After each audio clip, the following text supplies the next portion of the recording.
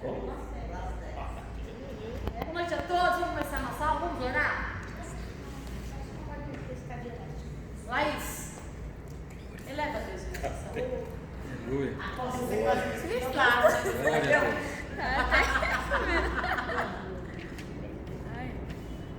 Pastora, futura pastora Laís. Aleluia. Senhor, meu Deus, meu Pai, nós estamos aqui, papai, para aprender mais de Ti, mais do que o Senhor tem para nós, conforme a Sua palavra, Pai. Estamos aqui de coração queimando, dispostos a aprender mais de Ti, papai. Que o Senhor guarde os que estão chegando a caminho e que o Senhor venha nos abençoar conforme que estamos prestes a aprender, Senhor Jesus. E agradecemos por mais um dia, por mais uma oportunidade de ouvir a Sua palavra. Te agradecemos, meu Pai. Amém. Amém. Bora lá. A pastora Sandra está acompanhando as aulas da online. Bora. Ela já viu o anterior, eu acho que ela estava vendo a semana passada, né, Sérgio?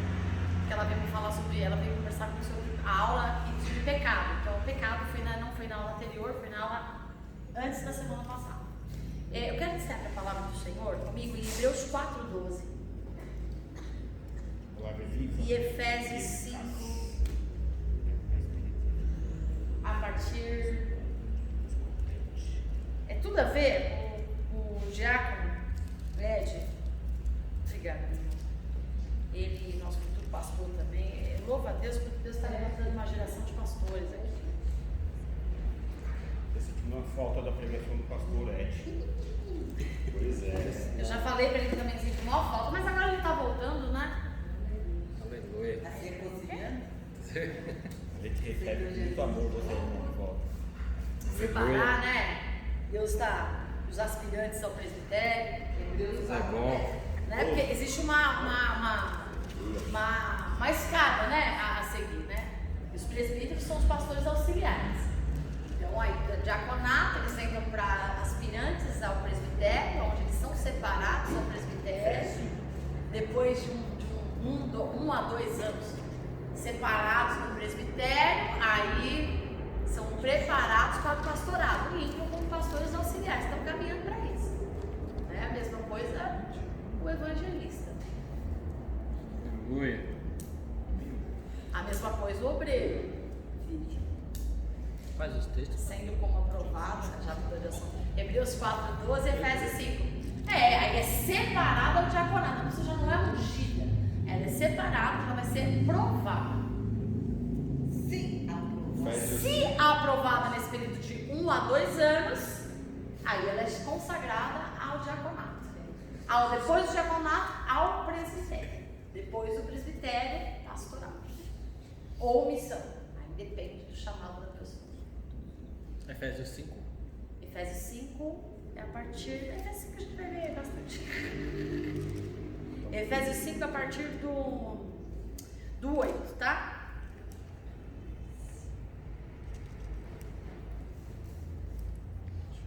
Vamos lá. Dando seguimento ao que a gente está estudando. Estamos estudando Cristologia, ou seja, se você ler a Bíblia, e você for procurar em livrarias, se você procurar, pouca coisa você vai encontrar sobre estudos cristocêntricos, que falam mais sobre Jesus. Você vai encontrar sobre a obra de Jesus, você vai encontrar sobre a missão de Jesus, mas sobre Jesus mesmo, existe pouco material cristológico, né? Então, acender mais a luz, vai ficar mais claro, né? O povo não está conseguindo. Já agora sim. Então, tem pouco matéria para se estudar. Então, é muito importante essa profundeza da palavra. Então, a gente está estudando Jesus porque a gente precisa... A nossa geração ela criou um Jesus que não é o Jesus bíblico, não é o Jesus real. Então, a gente tem que desmistificar esse Jesus. É mais difícil você tirar um preceito, um conceito já estabelecido da pessoa para começar a colocar certo, porque a Bíblia não é para mim. Ela serve para mim. Mas a Bíblia não foi escrita para mim.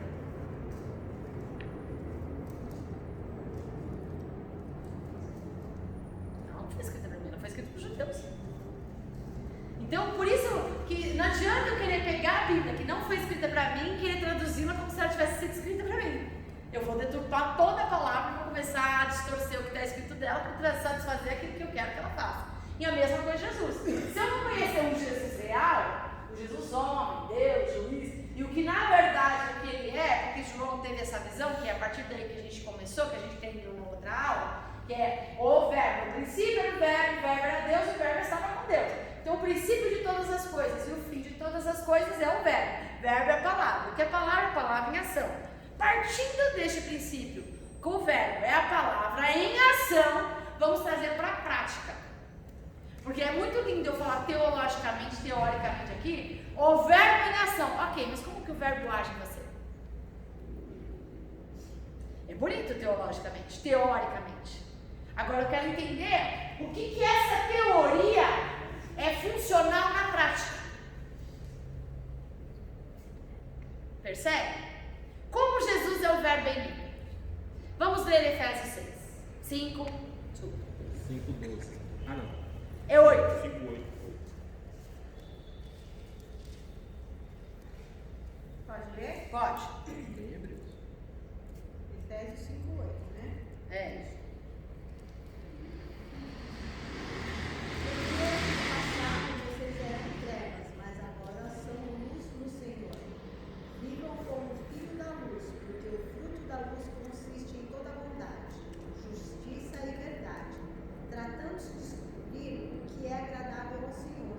E se não sejam cúmplices nas obras infrutíferas das trevas, pelo contrário, tratem de reprová-los, pois aquilo que eles fazem em segredo é vergonhoso até mencionar, mas todas as coisas, quando reprovadas pela luz, se tornam manifestas, porque tudo que se manifesta é luz, por isso é que se diz: desperte você que está dormindo, levante-se dentre os mortos e Cristo o iluminará.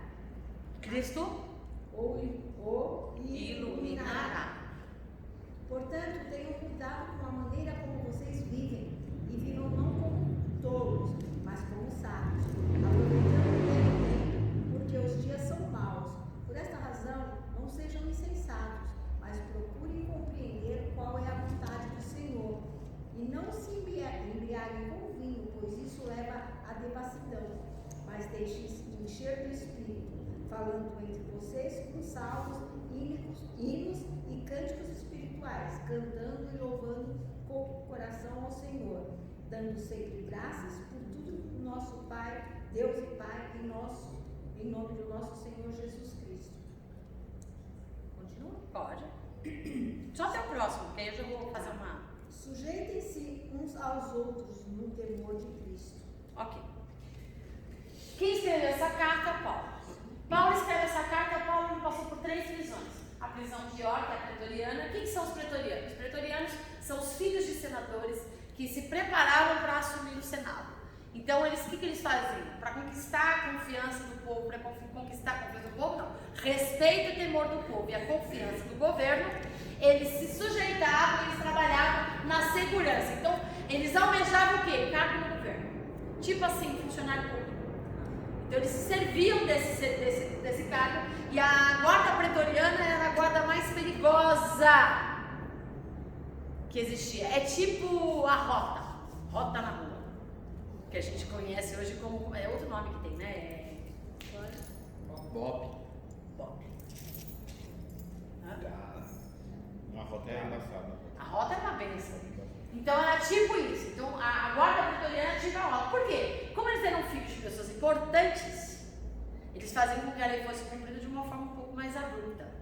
Então eles eram pesados, eles eram muito brutos, tá? E das 3 prisões que Paulo teve, ele teve uma prisão e foi encarcerado. Vocês já sabem disso, que era no fundo de uma caverna, úmido, onde os pés dele, as mãos dele, onde inclusive eles estavam com Paulo e Silas, e as prisões, quando eles adoram, caem, e tal, e abrem todas as cadeias, e o cara lá acha que morreu, o guarda, e acaba salvando ele, acaba salvando a casa, não vou entrar nesse mérito. Isso é uma das prisões. Mas Paulo também viveu, dentre as suas 3 prisões, uma prisão domiciliar.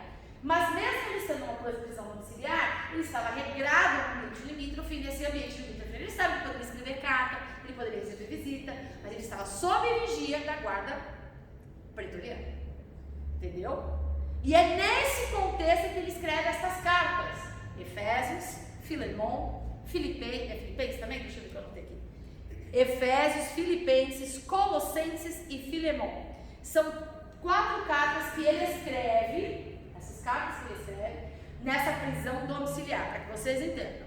Quando ele está escrevendo esta carta para Efésios, ele começa a tratar de alguns assuntos específicos. Porque diferente dos discípulos, por exemplo, Mateus andou com Jesus? Andou. Marcos andou com Jesus? Sim. Marcos é o médico. Marcos evangelista, ele não era discípulo de Jesus. Marcos ele andou com Pedro. Então a visão que Marcos tem a respeito de Jesus submete-se ao olhar de Pedro. Qual é o outro evangelista? João andou com Jesus? Opa, esse camarada andou com Jesus. Lucas andou com Jesus? Não andou com Jesus. Lucas ele tem a visão, a ótica a respeito de Jesus é segundo a visão de Paulo, porque ele foi auxiliar Que também não andou com Jesus. que também não andou com Jesus. Mas Paulo teve uma experiência que nenhum dos outros tiveram. Paulo ele fala em uma das suas cartas que assim, na lei ele é irrepreensível, não há ninguém como ele, porque ele era um camarada que a Torá, como judeu, ele era irrepreensível, seguia toda a regra. Se olhasse para ele, você não tinha que poder se apontar em questão de integridade, em questão de religião, em questão de cumprimento do sacerdócio. Ele era o cara, ele era muito bom, não tinha ninguém melhor que ele. Só que ele tinha uma visão distorcida, igual o Judas. Judas ele fazia parte do partido dos Zelotes. Quem são os Zelotes? Zelotes era tipo uma gangue, vamos falar sindicato, tipo uma gangue, que eles esperavam o Messias, mas a visão deles é que Jesus tomasse o poder, a força, a fio da espada, porque eles eram descendentes dos macabeus.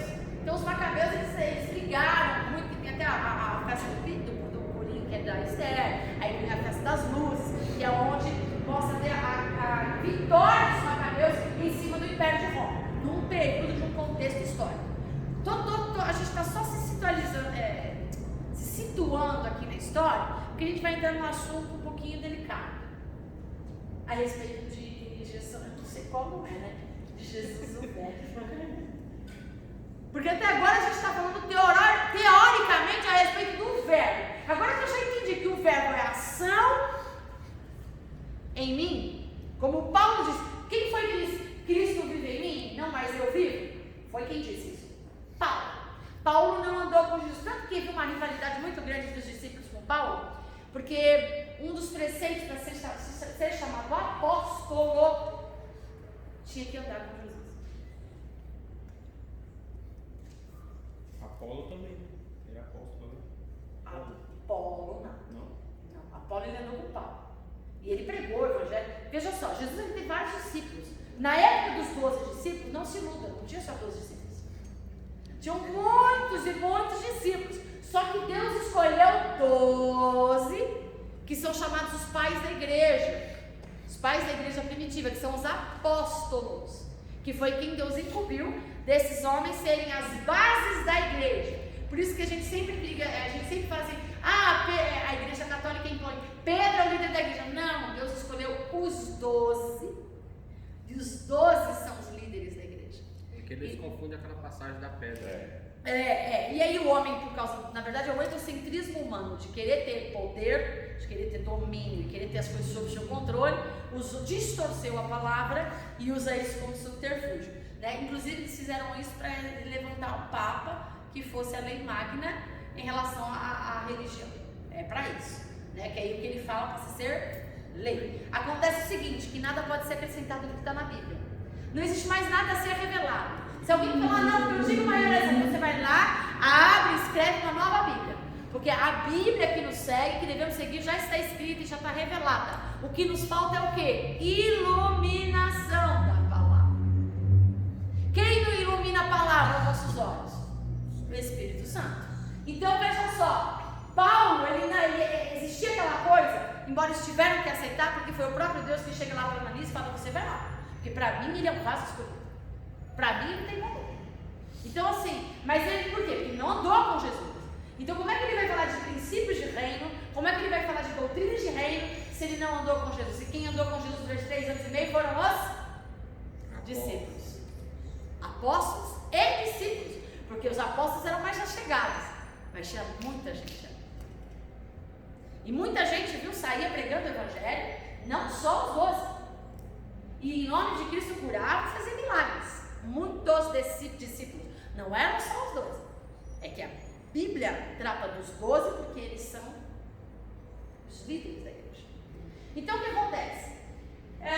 Paulo é irrepreensível, rejeitado pelo Sinédrio, pelos 12, por quê? Porque não andou com Jesus, mas ele tem uma experiência com Jesus que valeu pelos 3 anos e meio que os discípulos andaram com Jesus. Na estrada de Damasco ele ouve uma voz, ele cai literalmente do cavalo, ele cai, e no grego, original grego, ele não só cai, como ele é como se ele tivesse uma convulsão, porque ele tem muito temor, aquela voz, não só ele, mas as pessoas que estavam com ele, mas ele foi diretamente colocado. Então ele cai diante de uma luz, a voz estremece, ele começa a se estribuchar no chão, como uma pessoa convulsionando no chão, no grego é isso que acontece.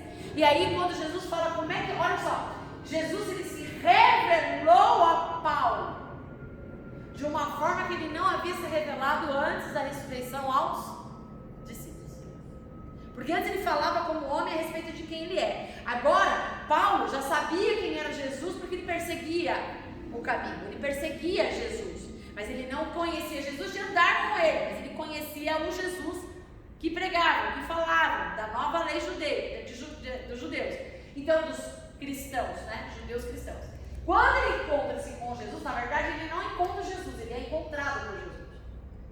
Por isso que a gente sempre fala assim, não é a gente que vem a Jesus, é ele que se acha, ele que nos acha, ele que nos encontra. Aí cabe a nós, nós somos encontrados por ele. E aí, o que eu vou querer fazer? Vou deixar ele entrar e fazer morada ou não? Vai só passear, fazer uma visita de vez em quando. Né? Aí essa é a questão. Então, Jesus, Paulo, ele é achado por Jesus. Quando ele é achado por Jesus, ele treme e teme. Aí Jesus fala, quem tu és? Eu sou aquele a quem tu persegues. Então, ele recebe uma iluminação, ele fica cego. Todo o seu conhecimento, todo o seu entendimento fica ali nulo. O que acontece? Ele faz jejum 3 dias. Toda a carnalidade, toda a carne dele morre, certo? Ok? Estou me acompanhando? Muita atenção. E aí o que acontece? Ele manda Ananias e manda lá. Começou aí, olha, entendimento errado. As pessoas falam que a partir daí Paulo já chegou pregando o evangelho. Não, filho. Só 18 meses ele ficou lá fazendo tendas, trabalhando com tendas. Ele pregava nos riachos com as lavadeiras. Ele pregava nas praças, os menininhos que iam descansar depois do serviço. Ele passou, Paulo mesmo, sendo Paulo, passou por todo o processo que todo mundo passou. Todos os discípulos passaram. Paulo também passou. Só que ele foi encontrado, ele foi chamado por quem? Diretamente. Olha só, quem é que revelou sobre a ceia? Você vê algum outro discípulo falando sobre a ceia? Você vê João relatando a última ceia com Jesus. Você vê Mateus relatando a última ceia com Jesus. Mas olha só quando Paulo diz em Coríntios 11, porque eu recebi do Senhor.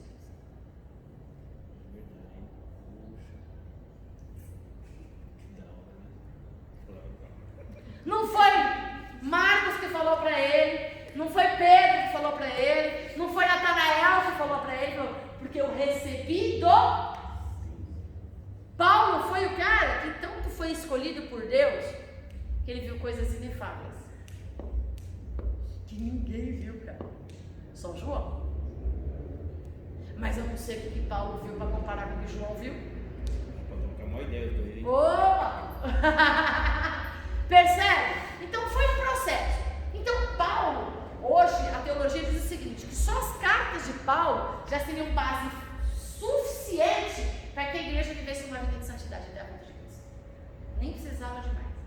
Esse cara que foi desprezado pela igreja, mas que depois, né, ele foi acometido como apóstolo, né? Por que ele foi acometido como apóstolo? Porque ele faz parte, não é um dos líderes da igreja, mas ele faz parte das bases estruturais escriturais da igreja. Tanto que todas as doutrinas cristãs são baseadas nas cartas de Paulo, não é dos outros. Ou são evangelistas. O que os evangelistas contam? Uma biografia de Jesus, Jesus homem. Agora, Paulo não vem falar só do Jesus homem, ao contrário. Paulo e João falam mais a respeito do Jesus Verbo, Jesus Filho de Deus. Porque eu recebi do Senhor, assim também vos ensinei. Que na noite em que foi traído, tendo dado graças, pegou o pão, partiu e disse: este é o meu pão. Que ceia de pão participou?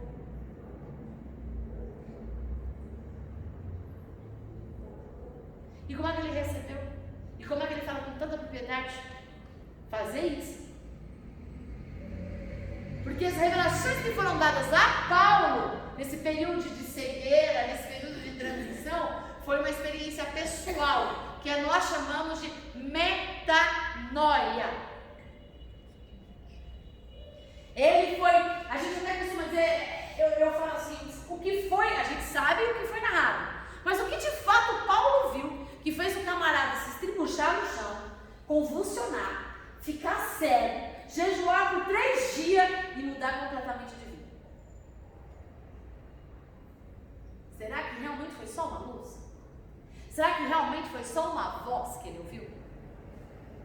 Perguntou, né? Quem é esse? Eu sou aquele que tu a quem persegues. Fala pra mim. O quebra-gelo. Ele deu foi sorte de ver Jesus e não morrer. É porque tinha propósito, senão ele tinha ido pro Beleléu. Ele tinha que aprender o que seria sofrer por amor. Eu acho que Paulo era tão Exato, olha só, mas também se você fizer uma comparação entre todos os discípulos, nenhum dos apóstolos, vou falar dos apóstolos, vou falar dos discípulos, porque tem muitos outros discípulos que não estão relatados na Bíblia.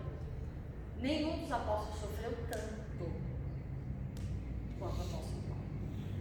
O apóstolo Paulo, que foi chamado de louco, chamado de tagarela, ele apanhou em praça pública a paulada, ele foi apedrejado, ele foi expulso de cidades, foi preso, foi chicoteado, por último morrer, sofreu um naufrágio, foi mordido por uma víbora.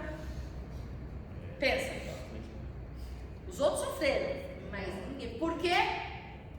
Lembra da semeadura? Não importa quem Paulo se tornou, que ele foi. Será que quando ele estava indo ali, pastor, ele não já estava meio que, quando ele estava a caminho de Damasco, ele não já estava meio que, como é que fala? Meio abalado, porque, se eu não me engano, não, por causa do, como é o nome do que foi apedrejado lá? Estevão, estava presente, né? Estava presente, mas não, ele estava com sangue nos olhos. Tanto sangue nos olhos que ele pede cartas de autorização para poder matar, jogar, mas será que não já tinha um negócio no coração dele quando ele já estava vendo ali? Ele falou, pô, rapaz, aquele cara morreu apedrejado, abriu os céus e a terra, e o povo com medo de ser engolido foi lá e apedrejou o cara. O que eu estou fazendo? E ainda ele vai lá e pede carta, porque isso foi antes, né? Ele viu, ele ainda não era líder, ele fazia parte da corja, ele fazia parte da gangue, mas ele não era chefe da gangue. Aí quando ele vê aquilo, ele fica mais irado, se torna chefe da gangue, pede autorização e é pra cima dos caras. Mas já tem alguma coisinha ali no coração dele, viu? Um Eu espinhozinho acho na que cara. talvez o que tivesse deixado Paulo assim meio embasbacado, fosse assim, o que é que esse Jesus tem que as pessoas estão morrendo do jeito que estão morrendo sem questionar? E ainda esteve falando, perdoa eles, né? Sem negar. Eu acho que teve isso que pode escutar ter isso mexido ainda, né? com a cabeça de Paulo. Mas agora quando Jesus tem encontro com Paulo, ele fala assim, você é precioso para mim, se até agora você me perseguiu, mas agora você vai ver o que é. Ele não questionou nada. O que é? Ele só fez total assim, né? Você perseguiu, cara, não é fácil não. Não foi radical, você considera? Uma conversão assim. Evangelho é radical. Então, não é uma conversão De assim fato. aos poucos. A gente estava conversando antes da aula, e não deu nem para terminar o nosso assunto, mas é bem assim. Evangelho de fato, ninguém muda da noite para o dia. Mas a metanoia é radical. É radical. Não é assim, hoje, não, eu quero mudar de vida. Eu não mudo de vida, mas a minha cabeça muda radicalmente. Não é 360 graus não que volta no mesmo lugar. É 180 graus. A cabeça da gente muda. Se não mudou, não houve conversão. Houve emoção, houve sentimento, houve qualquer coisa. Que está cheio de gente emocionada. A gente se empolga com a palavra, a gente se empolga com não sei o que, se empolga com a amor. Mas e aí? Evangelho é racional, não é emotivo. Se eu não racionalizar que eu sou pecador, dependente da glória, da graça, da misericórdia de Deus, que eu mereço o inferno, se não é a graça todo dia me tirando de lá, ai de mim, que eu preciso dele. Então, se não houver uma mudança radical na nossa mente, não há conversão, não é evangelho. Então, Paulo ele se converteu radicalmente. E as coisas que Deus deu para Paulo são bases de uma vida. Jesus se revela a Paulo como o verbo, a ação. Porque ele disse, até agora você me perseguiu, a partir de agora você vai ser perseguido por minha causa. Até agora você fez o meu povo sofrer. A partir de agora você vai sentir, saber o quanto é sofrer por causa do meu nome. Não é por causa do meu nome? Então Jesus, quando se revela para Paulo, ele não se revela o Jesus homem, embora ele conhecesse. Ele não se revela o Jesus Deus, embora ele era o Filho da divindade. Ele não se revela como Jesus juiz, mas ele se revela como Jesus verbo. Porque agora você vai conhecer quanto custa padecer pelo meu. Será que a gente sabe quanto custa padecer pelo nome dele? Sem chance, não vai encontrar ninguém. Vem cá, mas que evangelho a gente vive então? Fraco. Se Cristo vive em mim, não vivo mais eu. Se eu não vivo mais, o que vive em mim é o verbo, que é a ação que se move em mim. O que acontece então comigo? Uai. Aí nós entramos no livro de Paulo escreve. Antes vocês estavam nas trevas. Ele estava nas trevas. Agora vós estão aonde? Na luz. Se vocês estão na luz, vocês não podem mais ser sequer coniventes. O que é ser conivente? Aceitar. Tá tudo bem. Tranquilo. Normal. Assentar-se à roda dos escarnecedores. Está todo mundo falando mal de alguém, fazendo piadinha de alguém, mas você não está falando mal de ninguém. O que te difere daqueles? É um misto. Não, você é conivente, você é cúmplice, você está pecando tanto quanto. Aí Paulo está dizendo aqui, foi o que a presbítera Águeda começou a ler, e vou ler na minha versão. Vocês estavam em trevas, mas agora unidos ao Senhor. O que é isso, unidos ao Senhor? Peraí, eu sou um com Ele. Assim como Ele é um com o Pai, eu sou um com Ele. Se eu sou um com Ele, eu sou um com o Pai, eu sou um com o Espírito. O verbo, a ação, que é Jesus. A ação se move em mim. O que é? Cristo vive em mim. Ele vive em mim, Ele faz morada só no dia de culto. É onde eu presto culto. Eu sei, não, só Jesus na hora da tribulação, na hora da dificuldade, na hora da alegria, na hora da conquista. É Jesus. Não. Jesus verbo, Ele é ação em mim. Ou seja, se eu como é Ele, se eu bebo é Ele, se eu vejo é Ele, se eu sinto é Ele, se eu ando é Ele, se eu pego é Ele. Cristo em mim é ação. Então o que move em mim não sou eu, o que move em mim é o verbo. Então ele está dizendo, se o que move você é o verbo, porque agora você está unido ao Senhor. Se você está unido ao Senhor, vocês são o quê? Luz. Aí diz, então, vivam então de acordo com filhos da luz. Posso sentar em qualquer rodinha? Posso frequentar qualquer ambiente? Posso comer qualquer comida? Eu posso, desde que o verbo não atue em mim. Porque se o verbo atua em mim, se o verbo se move em mim, pensa, ele não vai querer comer as coisas que eu quero comer. Verbo é ação, não é só aquela palavra bonita, né? Que é não. Mas como posso considerar impura aquilo que Deus já colocou? Mas Jesus sentava com os pecadores. Por que eu não posso sentar com os pecadores?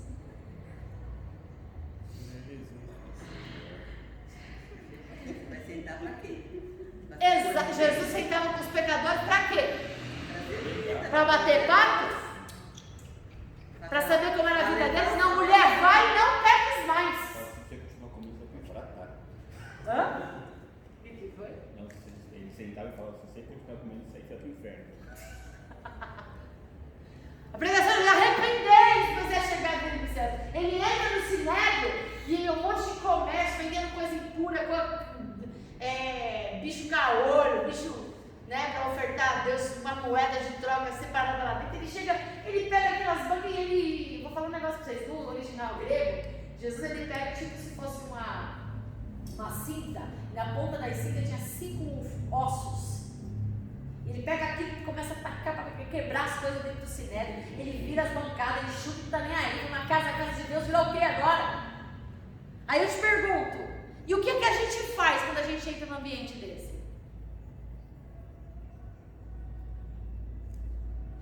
Vai, no Cristo não é ação? Nossa. Hã? No Cristo não é o verbo ação em nós? É isso.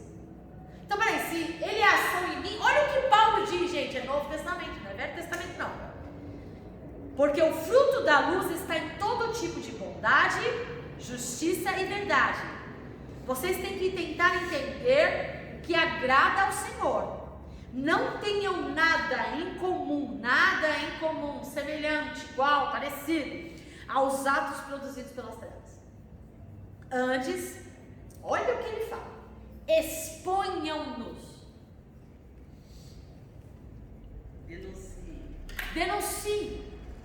Denuncie o pecado. Denuncie a mentira. Denuncie o engano. Não pode se calar. Se você está vendo isso e não fala nada, cadê a ação em você? Você está vendo um cara indo direitinho, correndo para o inferno. Aí eu te pergunto, cadê o verbo em você? Você está vendo um camarada afundando ele sozinho, ainda carregando mais uma tralha de gente com ele. O que você está fazendo? Ah, pastora, não é um problema meu. Peraí, se o verbo é ação em você, é um problema seu. Percebe isso?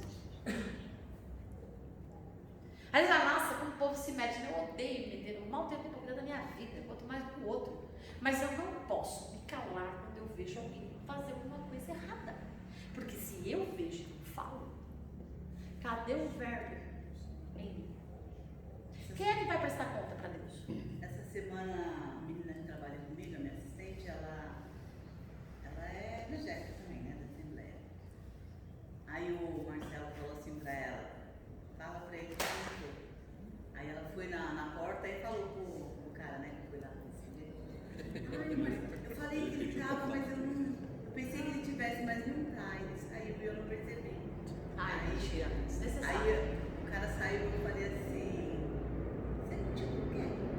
Aí ela pegou e falou assim, aí ele mandou falar que não tô. Eu falei, então da próxima vez você fala sobre ele, Marcelo, posso falar que você está ocupado, que você não pode atender agora, mas falar que você não está estando, eu não vou fazer isso.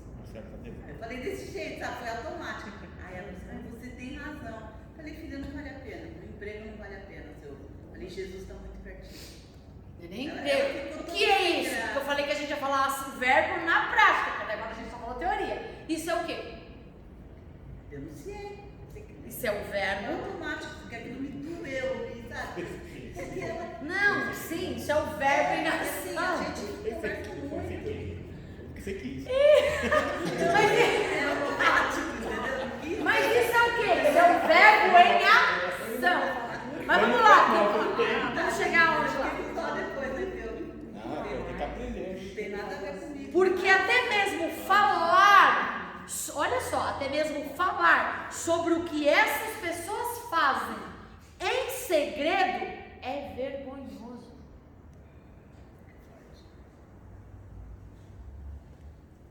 Vocês estão entendendo o que está escrito aqui? Se eu sei que o cara está em pecado de adultério, em fornicação, se eu sei que o cara está pisando na jaca, a pastora Sandra não está aqui para reclamar que eu falei na jaca, mas vamos respeitar os dela, pisando na bola. É porque quando eu falo pisando na jaca, ela fala que é muito nojento. Eu não consigo imaginar o que ela imagina, né? Ela fala pisando na bola que é melhor. Então tá bom. Então vamos respeitar logo estarão aqui, pisando na bola. Se eu estou vendo um camarada pisando na bola, às vezes você fala assim, nossa, como ela chata que ela pega no pé dos obreiros. Eu não pego tanto quanto eu gostaria, porque eu não sou responsável pelos obreiros, senão eu pegaria mesmo. Eu pegaria. Mas eu pego ou não pego, porque se eu vejo uma coisa e não denuncio. Mas eu tenho pastores lá, o problema é deles. Eu sou pastor independente de qualquer coisa. Eu tenho verbo ação em mim. Se eu vejo uma coisa errada, eu não falo. Tá entendendo? Então, ele está falando de um negócio aqui que é muito sério. Se até falar sobre o que as pessoas fazem em segredo, é vergonha. E aí ele continua. Mas todas as coisas expostas à luz são claramente reveladas, pois todas as coisas são luz. Por isso é que se diz, desperte tu que dorme. Na minha Bíblia está dorminhoco, tá? Desperta, dorminhoco, levanta-se dos mortos, e assim o Messias brilhará em você. Por isso, cuidado como vocês conduzem a sua vida, não como tolos, insensatos, mas de forma sábia. Usem bem o tempo, porque os dias são maus. Não sejam tolos. Tentem entender qual é a vontade de Deus. Eu vou pular aqui um pouquinho. Submetam-se uns aos outros no temor do Senhor. Aqui está falando de uma relação de marido e mulher. Aqui está, e deste modo o homem deixará pai e mãe. Ok. Para a gente entender a questão teológica, eu anotei aqui. Capítulo 1 de Efésios, ele fala sobre as bênçãos em Cristo Jesus. Notem que é importante. No capítulo 2, Paulo fala sobre salvação pela graça. No capítulo 3, ele fala sobre a vocação e a chamada dos gentios. No capítulo 4, ele fala sobre fé. Meu Deus, a hora está correndo. No capítulo 5, ele fala sobre o fruto da luz e obras das trevas. E a partir do verso 21, sobre o lar cristão. Efésios 6. Agora chegamos um pouquinho. Verbo em ação. Como é isso na prática? Vamos lá para Efésios 6. Efésios 6, ele fala de revestimento. O que é revestir? Se eu for me vestir, eu estou em casa, vou me trocar, vou trabalhar, eu visto uma roupa, ok. Estou vestida. E o que é revestido?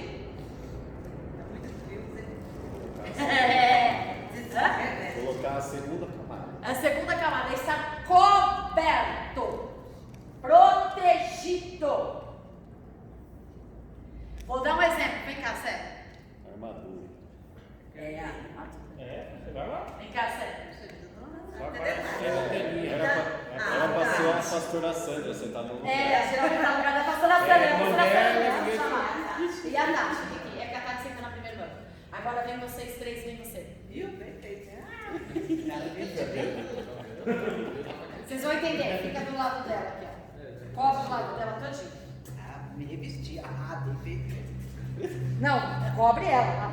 Isso, todinho. Isso. Exatamente. Isso. Anda, Sérgio. Exatamente. Volta, filha, volta. Sou baixinha. Vai, tem que andar, Sérgio. Agora não passa. Para que você ande, eles têm que andar com você. Vamos lá. Para direita. Brincadeira, aí, vocês entenderam? Revestimento é isso. Ele está dizendo, vocês têm que ser o quê? Revestidos de todo o quê? A armadura de Deus. O que é a armadura de Deus se não verme e ação? Lembra que eu pedi Hebreus 4:12? Hebreus 4:12 diz assim, a palavra, velho, de Deus. Isso daí foi um texto que eu decorei desde criança. Sabe quando o Cordeirinho de Jesus fala assim, escolha um texto para vocês gravarem e recitar lá na igreja no púlpito. Esse daí eu amei. Decorei desde criança. Hebreus 4:12, porque a palavra, nós estamos falando o quê? Jesus, o verbo de Deus, ela é viva E eficaz. e eficaz. Então, olha só, se ela é viva, ela se move. Pegou? Se move. E ela é eficaz. Ela corre. Ela corre. Ela é eficiente. Ela cumpre o seu propósito. Porque a palavra de Deus é ficar mais cortante que uma espada de 2 gumes. Pensa só, nessa visão que eu dei de exemplo da Célia aqui, ela está revestida. Ela se vestiu. Mas beleza, eu me visto no natural, eu vou pra cá. Eu me visto no natural, ok? Eu me visto no natural. Vou me revestir agora de Deus. Vou me revestir do verbo.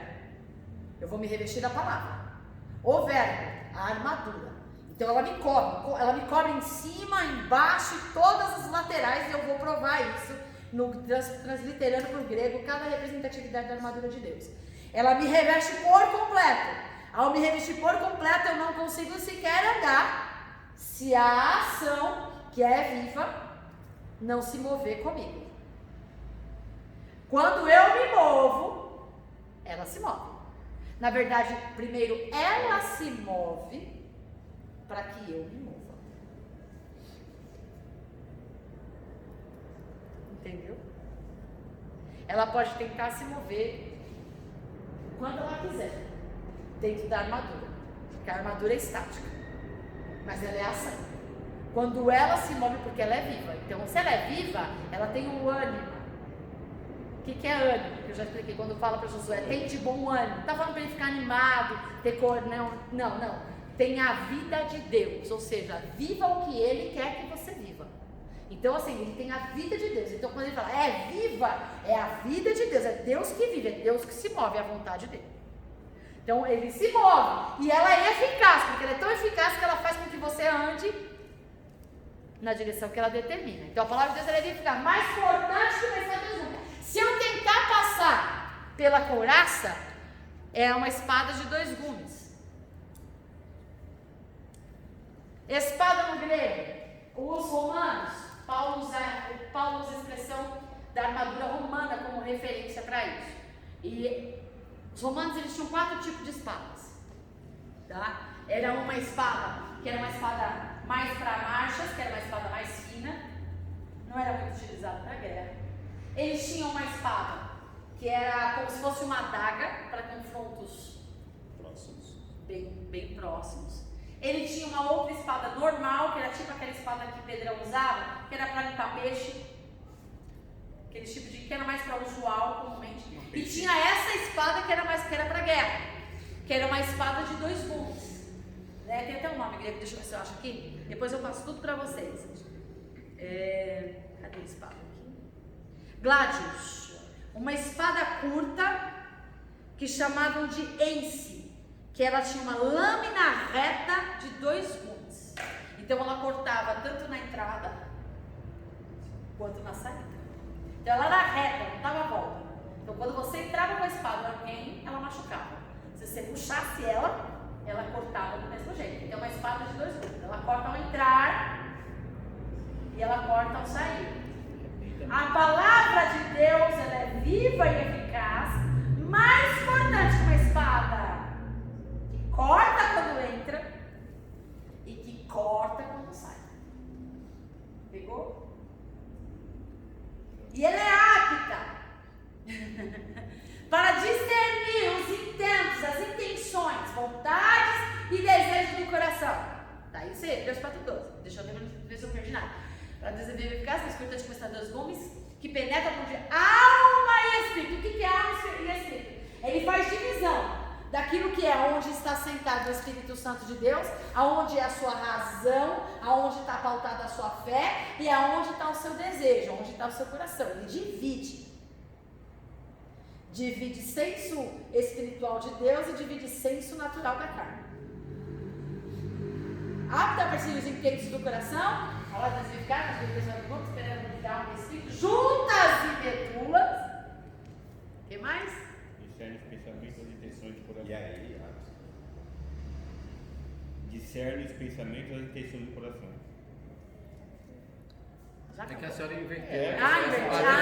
Por isso que eu tô achando o final. Isso. Juntas, por isso que eu tô achando o final. É isso. Discernir pensamentos e intenções. Ela quebra com tudo. Ou seja, se a palavra de Deus não te rasgar, não surtiu o efeito que ela tinha que surtir. Porque ela rasga ao entrar e rasga ao sair. Tanto quanto eu recebo, tanto quanto eu expresso, ela tem que me cortar. Se ela não me cortar, por que a gente fala que está ministrando aqui? A palavra vem primeiro? É isso que eu ia falar. Pra mim. Porque se ela não me cortar, não é a palavra de Deus. Quando sai, corta de novo. É cortando. Quarta-feira saiu cortando todo mundo aqui. Tem vergonha na cara. Tem vergonha na cara. Domingo ela falou, verdade. A Sandra falou. Sabe o que a Sandra falou? Discípula sua. Mas eu sou uma discípula sua. Aprendeu a bater com você. Não bato tanto assim. É assim, gente. Vamos lá. Vocês estão entendendo? Por que espada? Você pode ver que faz uma outra analogia. Já falei de quatro tipos de espada. A armadura de Deus. Espada é ataque. Lembra que eu falo que as portas do inferno, a Bíblia fala, as portas do inferno não prevalecerão contra a igreja? Porque a igreja tem que fazer o quê? Atacar. Qual é o papel da igreja? Avançar. Qual é o sentido do avançar? Atacar. Atacar o quê? O inferno. Denunciar o pecado.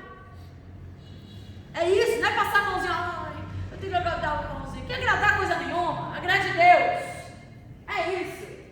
Claro que a gente tem que policiar nossas palavras para não matar os irmãos, porque nem todo mundo tem maturidade para receber as coisas. Então a gente tem que dizer o que Deus manda dizer, mas como Ele manda dizer.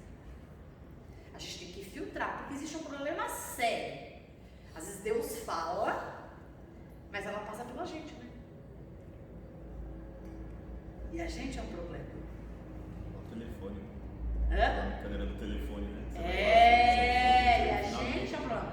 Então, a gente tem que ter muito cuidado com isso, para a gente não deixar que o nosso desejo, o nosso pensamento, o nosso achismo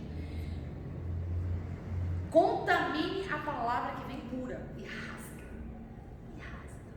Então, vamos lá. Partindo desse princípio, entendendo que a palavra é o verbo, que é a ação em mim, e ele está falando revestidos.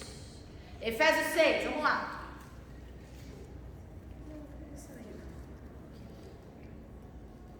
Por fim, cresçam poderosamente com o Senhor, ligados a seu forte poder. Usem toda a armadura e as armas providas por Deus, estou falando 10, para que sejam capazes de resistir às táticas. Como é que está a comida de vocês? As astutas ciladas. Eu nem lembro, mas é por aí, né? Olha só, resistir às táticas enganosas do diabo. Diabo, para quem não sabe, vamos lá no grego original. Diabo vem de diabolos, grego original. Dia, aquele que surge, aquele que nasce. Dia, aquele que ressurge, aquele que surge, aquele que nasce. Diabolos. Agora, quer ver? Deixa eu pegar a outra tradução também. Eu sei o sentido, mas eu vou ler para vocês, se eu achar melhor. Toloi loipoi. Meu Deus. Quando você vai traduzir, parece que você está falando cada palavrão, né, gente?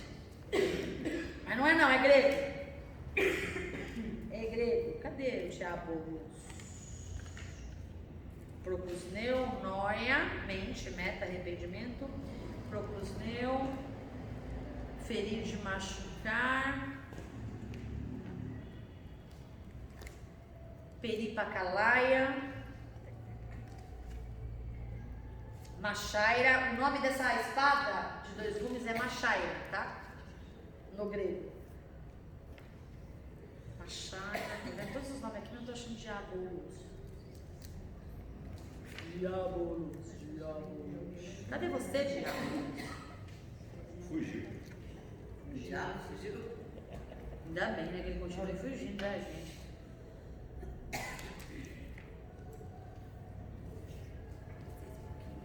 Achei. Ó. Bolos. Aquilo que se joga, que se arma e se arquiteta em prol de outro. Agora, diabolos, dia, aquilo que aparece, aquilo que surge.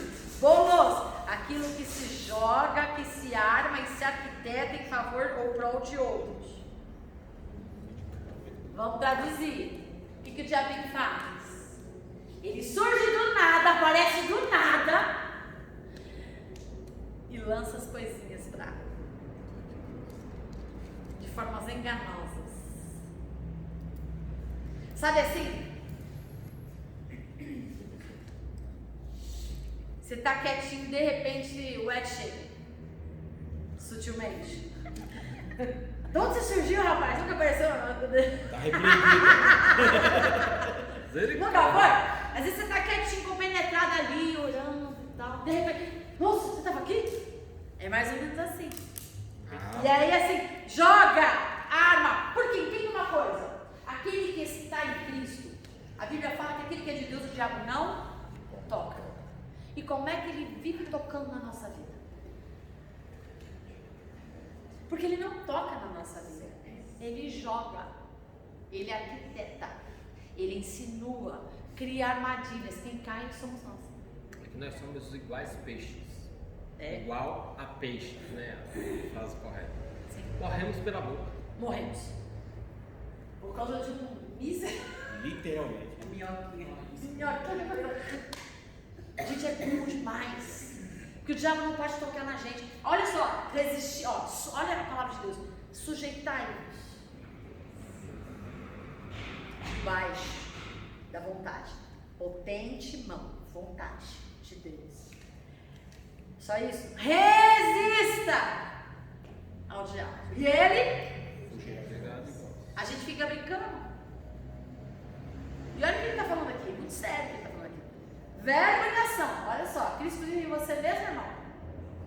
Denuncia o pecado. Cristo vive em você mesmo, irmão? Você não anda na roda dos escarnecedores. Cristo vive em você mesmo, irmão? Você não come qualquer coisa. Cristo vive em você mesmo, irmão? Você não fala qualquer coisa. Cristo vive em você mesmo, irmão? Você não faz qualquer coisa. Cristo vive em você mesmo? Você não vê o erro e fica calado. Cristo vive em você mesmo? Então você tem que entender que você não se move sozinho. Que para que você se mova,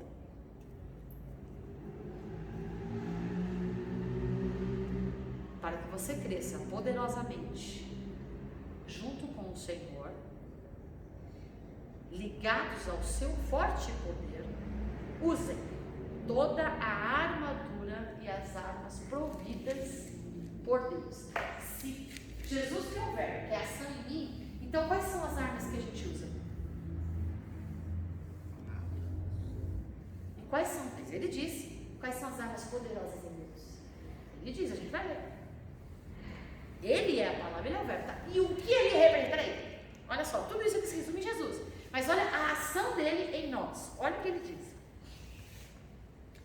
Para que sejam capazes. Qual é a única forma de eu ser capaz de resistir ao engano de Satanás? Olha só as táticas. Porque ele não pode tocar em mim. Eu sou de Cristo. Se eu sou de Cristo, ele não pode tocar em mim. Como é que ele faz o inferno da minha vida, faz o inferno da minha família, faz o inferno das minhas finanças? Primeiro porque a gente é burro e deixa ele. A gente cai nas ciladas dele. Como é que eu vou parar de cair nas ciladas do inimigo? Porque tem a questão da pressão que a gente já falou, que é a tribulação que vem de fora. Agora o que a gente vai falar aqui é de opressão.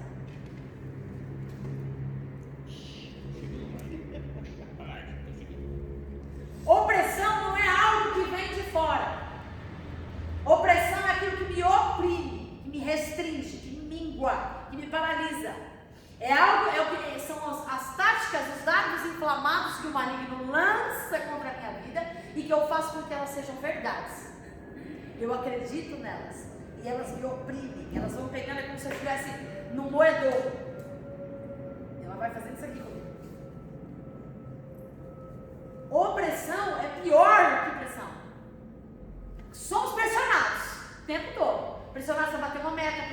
serviço para atingir alguma coisa, para dar resultado. Somos pressionados. Isso não é opressão. Agora, o que é opressão? É além de você ter uma meta que alguém falou na sua cabeça, você é um merda, você não consegue, você é um lixo, você não vai conseguir. Não, você nasceu para pecar, você nasceu para errar, você nasceu para não sei o quê. O que é isso? Isso daí não é mais pressão. A pessoa está te reduzindo a nada. É o que o diabo faz com você. Você é pecador, você não presta, você não é ninguém. Imagina que Deus quer você.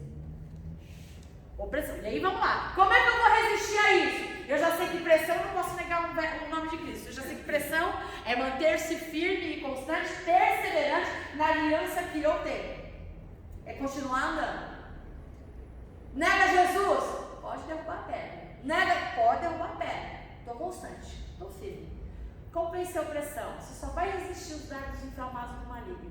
Você só vai resistir aos enganos e às táticas enganosas. Sua família só vai vencer o diabo. Suas finanças só vai vencer o diabo. Se você entender que ele é a ação na sua vida.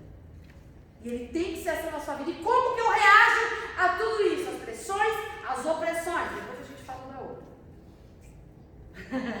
Que faz parte da aula, não tem jeito. Como? Revestindo da armadura de Deus. Quais são as armaduras de Deus? Vamos entender. Porque nós não lutamos contra seres humanos. Entenda, nossa luta não é contra a carne e contra o sangue. Mas em quem o diabo usa? A carne e o sangue. Exato. Nossa luta não é contra a carne e o sangue, mas quem o diabo usa? A carne e o sangue. Que carne e o sangue? A carne e o sangue que não é revestido do poder de Deus, que não tem a verbo em ação e que dá vazão para o diabo. Inclusive, essa carne e sangue pode ser eu e você, quando não deixa o verbo tomar conta. Pegou? Lembra de Pedro? Tu és o filho de Deus. Nossa, se não foi o pai que te revelasse. Não, eu vou contigo até. Olha só que a boa ação de Pedro. O senhor não vai morrer, eu vou deixar, eu vou contigo. Para trás de mim, Satanás. E a ação de Pedro, a intenção de Pedro era boa. Por detrás de boas ações, o diabo tá ali. Não se enganem, gente. Para quem tem a visão espiritual aberta, o diabo não se dá o trabalho de fingir, porque ele sabe que não engana. Ele vem como ele é. Para quem não tem visão espiritual aberta, ele vem sapatinho de veludo, como um anjo de luz, ó. Se ganhar no papo e ganha. Deixa eu te dizer uma coisa: batalha espiritual não são esses ritos que as pessoas criam, não. Essas pataguadas do homem. Isso não existe. Isso é mentira. Batalha espiritual é essa que nós vamos aprender aqui hoje. É assim que se batalha. Palavra, postura, posicionamento, aliança e perseverança. Não existe isso. Jejuar é tua obrigação. Orar é tua obrigação. Ler a Bíblia é tua obrigação. Não, porque agora eu vou entrar no mundo espiritual, baixa luz, vou fazer perguntas, fazer voltar ao ventre da mãe e entrar fazer uma cura interior, fazer uma reza forte, sei lá o que vocês vão fazer. Pataguada, mentiraiada. Aí seria o quarto tópico, regressão. Regressão, obrigado. Regressão. Veja só, Deus te chamou, velho se eis que o novo está aqui. Acabou. Novo se fez, tudo novo se fez, coisas velhas se passaram. Acabou. A partir do momento que você está em Cristo, nova criatura é. Esquece o passado. Essa pataguada, baixa a luz, neurolinguística. Vou começar a falar, você vai voltando até. Para com isso, é coisa do demônio. Falo sem medo de errar. E eu assino embaixo. Sem medo de errar. Já participei. Coisa do demônio, do diabo. Quem faz isso é o diabo. Mexe com tuas emoções. Faz você lembrar coisas que nem era pra você se lembrar mais. Estou falando que eu já passei por isso. E o pior da história é que eles ainda colocam coisa na sua cabeça, né? Que o seu filho vai passar por isso, o filho do seu filho vai passar. É maldição hereditária. Para de pataguada. Aceitou Jesus? Toda maldição foi quebrada na cruz.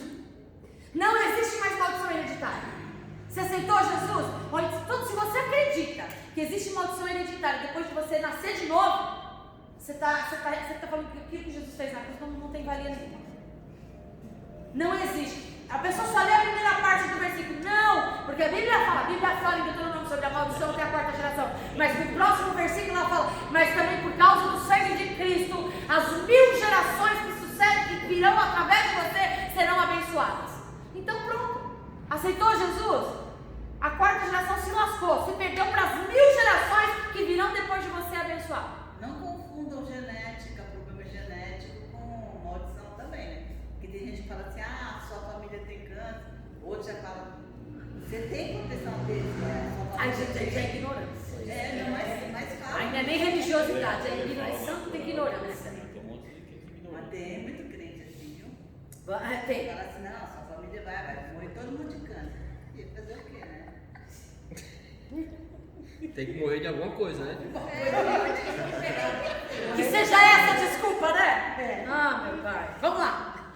Revista-se de toda a armadura de Deus para resistir às táticas enganosas. Porque nós não lutamos contra a carne, mas contra os líderes. Eu tive uma visão esses dias, até contei para a presbítera Célia e para a pastora Sandra. E eu via por detrás dessa pessoa uma entidade. E essa entidade ela não era principado. Quem tem visão espiritual aberta consegue discernir. Não era um principado, mas tinha autoridade de principado. Era um líder. Era um líder. Principado é príncipe, governo. Líder é tipo assim. Lembra da história de Esther, que ele dá o anel para o camarada? Lembra do Nabucodonosor, que dá um anel para Daniel? José, Egito, abaixo de Faraó, ele governava e mandava como ele? Era exatamente esse nível. Para você ver a influência que essas coisas têm. As autoridades e os poderes, a Bíblia diz cósmicos, que governam as trevas contra as forças espirituais do mal na esfera celestial. Eu estou pretendendo pregar sobre isso domingo. Daniel. Manda lá. Estou pretendendo. Eu estou estudando muito sobre isso. Jesus falava, essa mesmo vai ser essa não. Por isso, usem, olha só o que a Bíblia diz, todas as peças do equipamento. Se Cristo mora em você, você é revestido de poder. E revestido de poder pelo Espírito Santo, você tem armas. Quais são essas armas? A armadura de Deus. E vamos lá, o que é essa armadura de Deus? Aí ele começa. Todos os equipamentos de guerra concedidos por Deus, para que quando o dia mal vier, vocês sejam capazes de resistir a ele. E quando a batalha for vencida, tem esse detalhe, não adianta vencer a batalha, tem que permanecer. Se venci, vamos embora aí, legal, né? Mas qual é o problema? O problema é que a gente vai para as batalhas e a gente se machuca. Não tem como, vem cá, Ed. A pastora Sandra disse que quando faz, não, traz a Bíblia, e quando a gente faz de forma visual, a pessoa grava mais. Essa aqui é a armadura dele, põe aqui. Ó, sentiu? Mais forte. Sentiu, vai, alguma coisa você sentiu. Quer que eu vou aí? Vocês estão entendendo? É assim. É assim. Ele sente, mas não fere. Mas não fere. Machuca. Se eu ficar constantemente fazendo isso nele, vai chegar uma hora. Já tá, né, meu irmão? Olha, tá vermelho. Obrigada. Vocês já entenderam. Vai chegar uma hora que vai ficar marcado. E vai chegar uma hora que isso pode causar uma dor nele. Um desgaste. Físico E emocional. Porque o homem exterior se corrompe, mas o homem interior se fortalece todos os dias. Por que a gente não pode ficar entrando em guerras toda hora? Porque a gente olha o que Jesus falando o tempo todo. Você precisa respirar. Não dá pra ficar entrando em guerras. Só se não dá pra entrar em guerra, senão tu não entra em guerra. O mundo espiritual é real. Porque estão lutando. Principalmente nas guerras que você não sabe porque estão lutando. Nem entra. Se você não sabe a razão que você está entrando, não entra. Não é, Deus não está no negócio. Agora deixa eu falar uma coisa. A nossa vida é uma guerra constante. A gente nunca para de guerrear. Nunca. Só que a gente é tomado de... Todo soldado tem um dia de descanso. Se ele não descansar, vou ficar... Não, por mais... Se eu bater nele toda hora, o tempo todo, vai chegar uma hora que, por mais protegido que ele esteja, ele vai tombar. Vai se machucar. E aí é o perigo. Por isso que ele está dizendo, mesmo vencendo as batalhas, permaneçam de pé. Não baixa a guarda. Não pode baixar a guarda. A gente não tem o luxo de poder falar, vou baixar a guarda. Não, eu preciso recuar, respirar e voltar. Eu não posso retroceder. Eu preciso o quê? Eu preciso arte da guerra. Como que se vence guerra? Na força, na habilidade, conhecimento. Se eu conheço as estratégias do meu inimigo, eu sei como vou bater. Se eu não conheço, eu estou vendido. E é isso que Jesus está dizendo. O verbo é ação. Ele é o quê? A couraça da justiça. A armadura de Deus coloca. E a couraça? Uma abertura no meio, ela vinha à frente e ela vinha atrás. A couraça do império do soldado romano, ela tanto protegia a frente quanto protegia atrás. Quando alguém se regimentava, era chamado, se alistava no exército, a couraça não era uma qualquer, ela era feita para o tamanho específico dele. Lembra de Davi quando tentou pegar a armadura de Saul e não serviu nele? A couraça que protege a frente, nossa retaguarda e a nossa frente, que é o nosso coração, nossa alma, nossas emoções, que é o verbo, que é a palavra de Deus, que é uma das armas que ele tem, é essa proteção, né? A Bíblia, a palavra é como, quer ver? O justo viverá pela... Olha só como uma coisa está ligada à outra. Como é que eu venço aos ataques e os enganos de Satanás? Se toda hora eu sou atacado. Qual palavra? A promessa que ele me garante. Peraí, eu estou protegido. Eu posso até cair, mas ele me coloca de pé. Eu posso até perder, mas tudo contribui para o meu bem. Hoje eu estou fraco, ele é bem mais forte. Hoje eu choro, amanhã eu estou leve. O que nos protege contra as táticas enganosas do inimigo é essa couraça. E o que é essa couraça? Protege o meu coração. Ela protege o meu coração de eu não viver baseado no que eu sinto, mas viver baseado no que eu creio. Eu estou sendo atacado. Eu está me machucando, eu estou sentindo, mas não está me ferindo, porque eu estou protegido. Está claro? Atrás, diabolos aparece do nada. Ele ataca setas que ele assim, camarada não presta. Ele vem com coisas que você consegue enxergar nas suas costas? Você consegue ouvir conversas em ambientes que você não está? A papai não é isso. E ele está protegendo você disso. Ele está livrando você daquilo que você não está vendo. Ele está livrando você das armadilhas que estão tentando fazer contra você. Estão tacando um monte de coisa nas suas costas. Você nem está vendo, mas às vezes você sente. Mas não te fere. Por quê? Você está revestido com a couraça.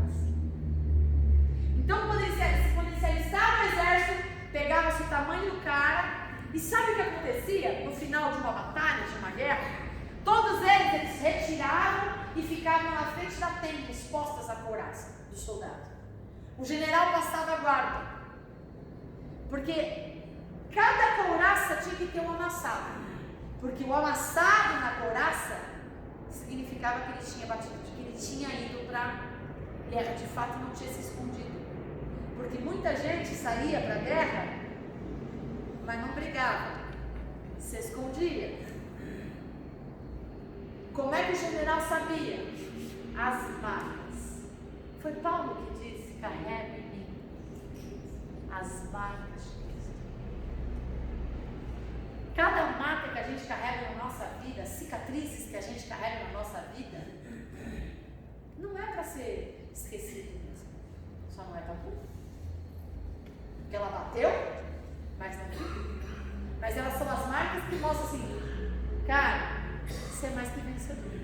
Cada amassadinho nessa couraça, cada batida que tem na nossa vida, cada machucado que a gente se curou e cicatrizou, mostra que a gente foi pra guerra e venceu. São as vitórias que carregamos. Então esses amassados, essas marcas são as vitórias dos mais que vencedores em Cristo Jesus. Essa é a couraça. Só a couraça? Não. O que ele fala? Vamos lá.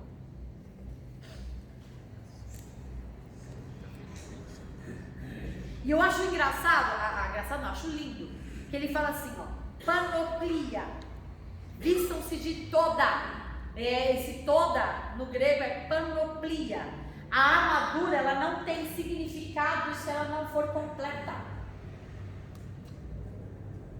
Paulo está dizendo o seguinte, para que você vença os dardos inflamados do maligno, para que esse verbo atue de forma real e eficaz e viva em você, não pode ser, vou pegar só a couraça. Eu escolheria, eu sou de ataque, eu não sou de defesa. Eu pegaria a espada. Mas talvez a presbítera escolheria, não, eu prefiro a defesa, eu vou só do escudo da fé, não? Vai você para o ataque, eu fico para a defesa, né? Mas não, ele está dizendo, ou você se reveste por todo, ou não, nem vai, não adianta. Não existe meio termo, ou você é ou você não é, ou você está ou você não está. Não adianta você ir para a guerra se esconder. O general vai passar. E ele vai ver que não tem nenhuma amassadinha na sua couraça. Cinto, para que serve o cinto? Cinto da justiça? É isso? O que está dizendo aí? Cinto da verdade. Cinto da verdade, vamos lá. Para que serve o cinto da verdade? Para que serve o cinto na couraça, na armadura pretoriana? Como é que o camarada ia pegar a espada, pegar o escudo, e ir para a guerra e o negócio ficar meio solto? Para que eu sinto? Ficava a espada, segurava a armadura. Ele amarrava, porque a couraça era aberta, então ele passava o cinto. Então a verdade é o quê? O cinto da verdade, ele faz a ligação de toda a armadura. Ela carrega tudo. A verdade carrega a espada, a verdade carrega o escudo, a verdade carrega a couraça, é a verdade. E a verdade é que Jesus é o quê? O que faz essa ligadura? Por isso que os não é bobagem, nada, segura as calças para cair. É importante. Cinto é importante, o cinto é a ligadura de tudo. Qual que é o outro? Vamos lá. Eu tenho 8 minutos. calçados. Capacete e calçado, mas vamos deixar o calçado por último, que é muito legal. Esse que é por último? Couraça eu já falei, protege os órgãos vitais, né? Capacete. Eu falei do escudo. Não te falei do escudo. Eu falei da couraça. Ele é aberto. Não, escudo. Existem dois tipos de escudo no exército romano. Um redondo. Mas ele não era só um círculo que ficava aqui e segurava. E esse daí era mais para marchas, era mais para desfiles, é mais para demonstrações. Porque na guerra ele não tinha muita eficácia. O escudo que eles usavam em guerra, os pretorianos, os homens lá de Roma, eles eram do corpo todo. Ficavam aqui e iam até o chão. Eles protegiam todo o corpo. É igual que o de choque usa hoje. Tropa de choque usa hoje. Exatamente, igual da tropa de choque. Capacete, vamos aproveitar. Como eles eram todos protegidos, ó. Aqui é o escudo da fé, né? Escudo da fé. E aí vem o capacete da salvação, né? Capacete da salvação, né? No capacete pretoriano ele cobria, ele ia até a parte da couraça, então ficava todo coberto, tinha a parte do pescoço funerário. Ele cobria todo o pescoço até a couraça, e aqui só ficavam os olhos de fora. Ele colocava o capacete, só os olhos ficavam de fora. Também, né? Como é que ele ia lutar? Mas ele era todo coberto. Então, o capacete da salvação e o escudo da... O que nos protege? O escudo. O escudo representa o quê? O justo viverá pela... A fé cobre o corpo todo. Você pode vir me atacar.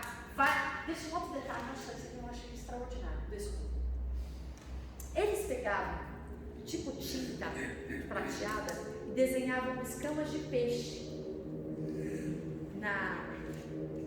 nos escudos, na frente dos escudos. E eles pegavam olhos de peixe e passavam no escudo. Todas as vezes antes de ir para a guerra. Para quê? Vocês fazem ideia? Eu li isso ontem, achei muito interessante. As escamas de peixe prateado, ela dá a impressão, é como se fosse uma imagem subliminar, sabe aquela imagem tridimensional? Então, quando eles entravam para a guerra, se tivesse 10 com o mesmo escudo prateado, aquilo brilhava tanto que parecia que tinha 100 pessoas. Por causa da, sabe, a visão de ótica que dava aquela. Você colocasse todos, você pode ver que quem assiste filme, você pode ver que a maioria das guerras, eles vão sempre juntos, eles dão um passo junto, eles caminham junto, não se caminham separados. Então, quando eles juntavam os escudos, podia ser só 10. Para quem estava olhando, por causa do reflexo da luz naquele desenho prateado das escamas, parecia que tinha muito mais pessoas. E não só isso, por causa do brilho, confundia, ofuscava a visão de quem vinha atacá-los. Isso é uma estratégia. Por que o ouro? Lembra que tinha vários tipos de espada? Tem as lanças. Imagine um camarada forte pra caramba, jogou a lança, ele vai bater no escudo, o escudo tem óleo. Dependendo do ângulo que o arco vai bater no escudo, o que vai acontecer? Toda a força que ele empenhou na flecha, ou no arpão, ou na lança, se perde, porque ela está oleosa, então ela está escorregadia. Pegou?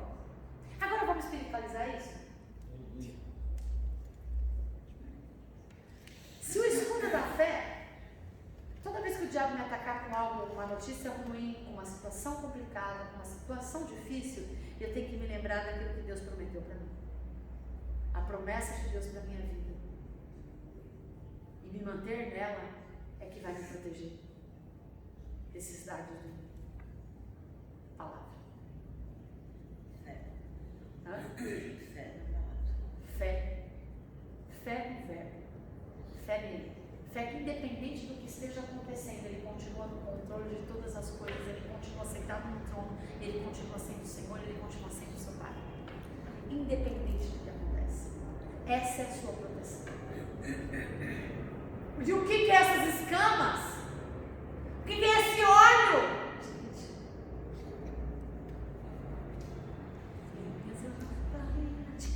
O que acende as lamparinas? O que traz luz? O que brilha? Óleo, azeite. O que representa? Qual que é o símbolo do azeite? O Espírito Santo. Você já percebeu que se você tiver guardado na fé em Cristo, na fé do Verbo, as flechas vêm, o próprio Espírito Santo vai confundir os seus inimigos, o próprio Espírito Santo vai fazer com que a luz seja refletida nos olhos dos seus inimigos, fazer com que, sabe aquela oração, Pai, cega os meus adversários, para que eles não me vejam? Quem é que cega? Você está percebendo que nessa luta a gente só se aparamenta, mas na verdade a gente não guerreia? A luta não é nossa? A gente só se reveste? E quem vai é quem nos cobre? Já parou para pensar nisso? Se eu estou guardado atrás do escudo da fé, o Espírito Santo está agindo por mim, trabalhando por mim, intercedendo por mim, combatendo por mim. Essa sou eu, fico só na defesa. Você percebe isso? Então assim, o brilho, a luz de Cristo vai confundir os seus inimigos. Deixa a luz de Cristo. Capacete da salvação, comecei falando. Salvação fala do quê? Eu falei que não existe salvação, não existe evangelho se não houver metanoia, mudança de pensamento. É isso. É aqui que a gente é salvo. Na razão, né, meu sentimento, mas tem o cinto que eu estou salvo. Lascou. Faz sentido. Vai ficar, você vai pro inferno sentindo que você está salvo. O pior da história é que hoje você sente e amanhã não, porque as emoções são oscilantes. É razão. Ou você tem convicção, ou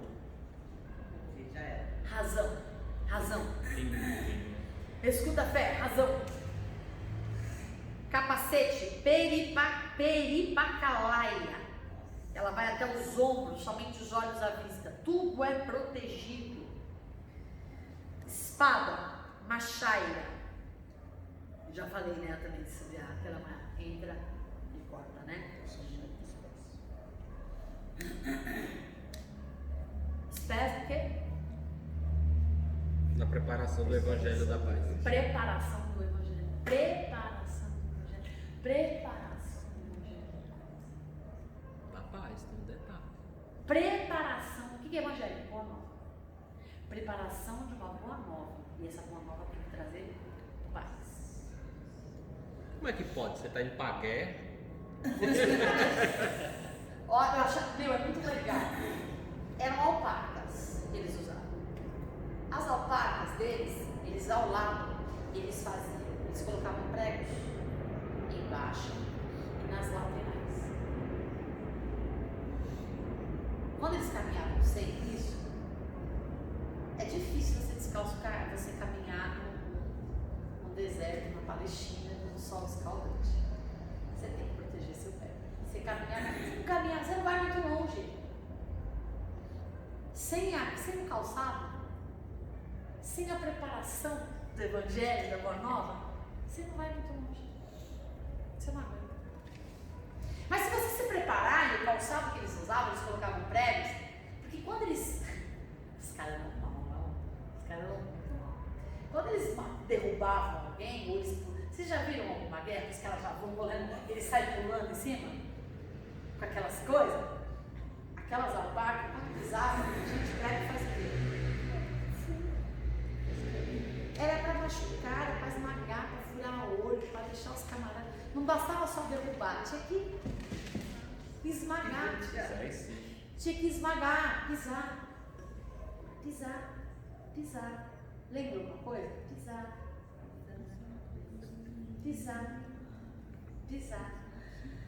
Porque do fruto da mulher nascerá um que pisará a cabeça da serpente. Você tem noção que se você for preparado no Evangelho da Paz, você vai esmagar Satanás.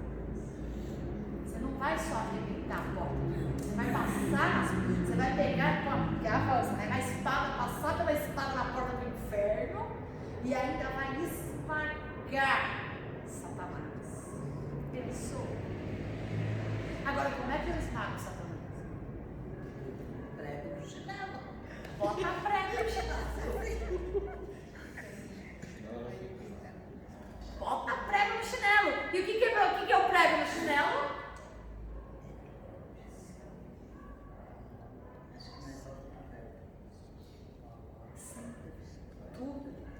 Tudo é ele. Só que ele já esmagou Satanás quando ele ressurgiu. Quando ele nasceu, ressurgiu naquela cruz do Calvário, tirou da chave da morte do inferno e assumiu o seu reinado. Só vai vir buscar a gente. Só falta se cumprir, pegar o diabo e os seus anjos e lançar no inferno. Ele já esmagou a cabeça da serpente. E o que é que a gente faz quando a ação se move em nós? A gente está muito ruim, né? Como soldado, a gente é muito fraquinho. Então, mas assim, eu penso assim, sinceramente, eu sei que todo mundo vai ser contra, mas ele já esmagou. Ele já venceu. Pra que eu vou ficar guerreando? Não é você guerrear. Entendi. Ficar sentadinho no escuro. Assim, na defesa, de batalha no escuro, de capacete. Ah, eu também. Não, eu gosto da briga. Eu não posso esperar. Acontece que a briga, a gente só vai pra guerra. Não vou não. Mas quem guerreia, não tem como. Mas quem guerreia, a vida é uma guerra. Acontece que nós estamos sem um noivo. Só não é necessário jejuar e orar e guerrear quando o noivo está presente. Não, jejuar e orar é obrigação. Estou falando de guerra espiritual. Então, mas Jesus já falou, estou só citando a passagem que Jesus citou. Enquanto eles estão com o noivo, não há necessidade. Quando não estiver com o noivo, não dá mais para ficar sem. A vida é uma guerra. Pensa que não, mas Querer até quer. O trabalho é uma guerra, lidar com o ser humano é uma guerra, a família é uma guerra, filhos é uma guerra, a enfermidade é uma guerra, a vida é uma batalha. Eu não estou falando que eu preciso nem entrar em batalhas espirituais, porque a vida é uma batalha. Fazer o quê? E eu só vou vencer. Não pode não, tia. Não, pode gente, não. É que você está confundindo essas batalhas espirituais que o povo inventa. Não. Não é que o povo inventando, vocês inventam.